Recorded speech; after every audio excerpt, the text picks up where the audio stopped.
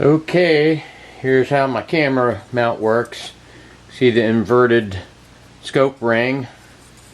There's the camera mount that we worked on, and this will be where the 1/4" stud goes in the camera, and this is where the slide pin goes. I'll have to build that up with a couple washers to clear these bolts, but basically fit that in there, and that clamps right on. And we'll install the camera, or see if I can install it as is without drilling. See what I got.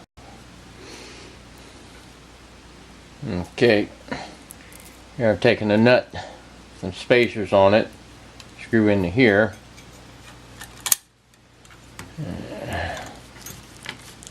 If I can do that.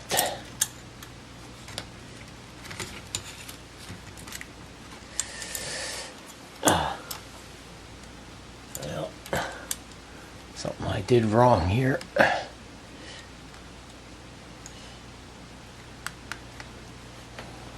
Alright, there's the camera mounted on the gun. And it lines up pretty darn good with the barrel now. And there's the camera lining up with the barrel pretty good. Before it was only 1/4 of the camera lining up. So, worked out pretty good.